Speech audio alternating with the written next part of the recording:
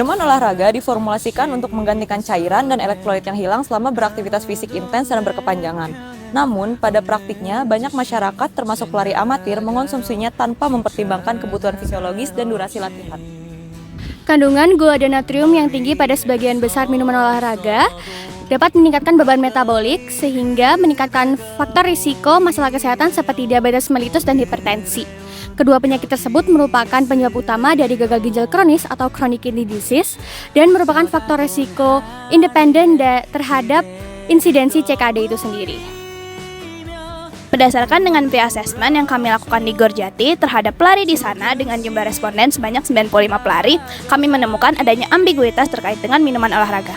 Sebagian besar responden lebih memilih rasa air ketimbang dengan minuman olahraga, dengan persentase 37,9% setuju dan 23,2% sangat setuju. Bahkan, mereka lebih tidak setuju kalau minuman olahraga bisa menggantikan rasa haus lebih baik ketimbang air saat sedang berolahraga, dengan persentase 40% tidak setuju dan 10,5% sangat tidak setuju. Namun demikian, masih banyak responden yang meyakini bahwa minuman olahraga bermanfaat untuk pemulihan pasca latihan, yaitu dengan rincian 32,6% setuju dan 17,9% lainnya sangat setuju. Misalnya, pada lari berdurasi kurang dari 1 jam, 46,3% responden setuju bahwa minuman olahraga akan lebih meningkatkan performa dibandingkan dengan air. Temuan ini menunjukkan adanya ketidaksesuaian antara preferensi rasa dan keyakinan terhadap manfaat yang mencerminkan ketidaktahuan masyarakat tentang indikasi konsumsi minuman olahraga. Berdasarkan konsep health with model, perilaku kesehatan seperti konsumsi minuman tertentu dipengaruhi oleh persepsi manfaat, persepsi risiko, dan rasa rentan terhadap penyakit. Dalam konteks ini, terdapat urgensi untuk melakukan intervensi untuk memengaruhi dimensi sikap dan persepsi yang keliru pada pelari di Gor Jati Unpad.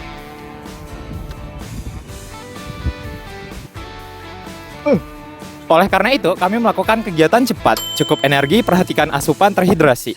Kegiatan edukasi bertujuan untuk mengintervensi alasan-alasan mengonsumsi minuman olahraga yang tidak tepat berdasarkan pre-assessment yang telah dilakukan, yaitu kurangnya pemahaman tentang kapan minuman olahraga diperlukan, ketidaktahuan terhadap resiko kesehatan jangka panjang akibat konsumsi yang tidak perlu atau berlebih, dan anggapan keliru bahwa semua jenis olahraga memerlukan cairan elektrolit tambahan, sesuai dengan konsep health belief model, dengan mengintervensi perceived susceptibility, perceived severity, perceived benefits, dan perceived barrier. Kegiatan kami dilaksanakan pada tanggal 2 Juni 2025 di Gor Jati Pajajaran dengan target sasaran kami yaitu 30 pelari di Gor Jati. Untuk kegiatannya sendiri, pertama-tama kami melaksanakan pre-assessment, di mana hasil dari pre-assessment tersebut kami jadikan dasar dari materi edukasi yang akan kami sampaikan. Kemudian, kami juga melaksanakan pre-test dan post-test untuk mengetahui adanya peningkatan pemahaman sebelum dan sesudah dari pematerian tersebut. Kemudian, kami melaksanakan edukasi yang dilaksanakan oleh anggota tutorial kami sendiri terkait definisi, kemudian peran, manfaat, dan juga resiko kesehatan dari minuman olahraga, serta kaitannya dengan penyakit gagal ginjal kronis. Kemudian, kami juga melaksanakan advokasi sebagai bentuk keberlanjutan kami, di mana kami menyampaikan saran-saran dari pelari di Gor Jati kepada Rektorat terkait fasilitas hidrasi di Gor Jati. Intervensi juga dilakukan melalui pemeriksaan tensi gula darah sebagai strategi field action. Melalui pendekatan ini, diharapkan pelari di Gor Jati Unpad memiliki pengetahuan lebih baik terkait perbedaan kebutuhan hidrasi berdasarkan jenis dan juga durasi latihan, serta terhindar dari resiko penyakit kronis, khususnya penyakit ginjal kronis yang timbul akibat konsumsi minuman olahraga berlebihan yang tidak diperlukan. Penilaian aktivitas fisik menggunakan Godin Leisure Time Exercise Questionnaire, di mana mayoritas responden memiliki tingkat aktivitas fisik yang baik meskipun masih ada sebagian dengan aktivitas rendah. Aktivitas fisik, terutama yang intens, meningkatkan kebutuhan cairan tubuh sehingga hidrasi yang cukup menjadi penting untuk menjaga fungsi tubuh dan mencegah dehidrasi. Kurangnya pemahaman tentang pilihan minuman yang tepat dapat mengurangi manfaat olahraga dan meningkatkan resiko gangguan kesehatan termasuk masalah ginjal. Oleh karena itu, edukasi tentang pentingnya hidrasi perlu diintegrasikan dalam promosi gaya hidup aktif. Berdasarkan perolehan pretest dan posttest, hasil rata-rata perolehan didapatkan 33,72 untuk pretest dan rata-rata posttest sebesar 88,5. Hal tersebut menunjukkan bahwa terdapat peningkatan nilai yang signifikan yakni sebesar 82,64%. Setelah dilaksanakan edukasi, dapat disimpulkan bahwa metode penyampaian materi edukasi yang dilakukan dengan menggunakan media poster efektif untuk diterapkan di dalam acara cepat terhadap target sasaran, yakni pelari di Gor Jati Unpad.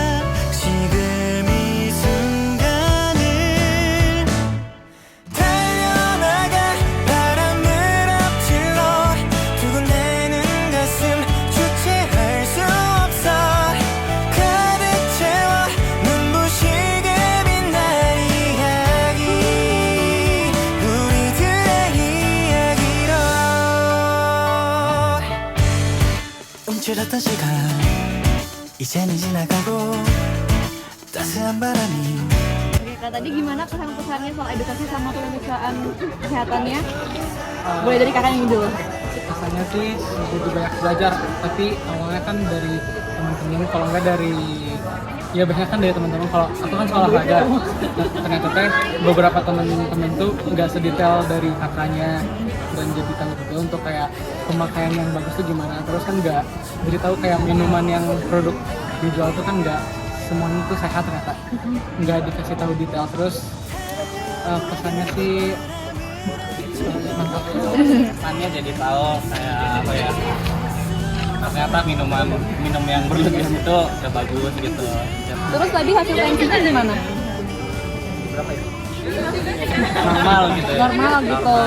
Jadi nggak tahu gitu ya, kayak soalnya belum pernah cek gitu. Kalian jadi tahu ya berarti. Ya, jadi tahu itu sih. Kesannya bagus.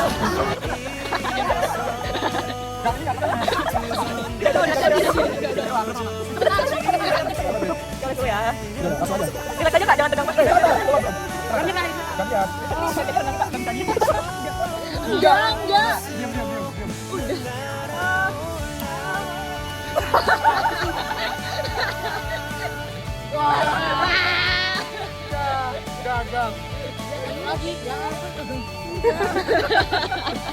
Bahagia ya. 밤하늘에 빛나던 별보다 눈부셨던 우리의 꿈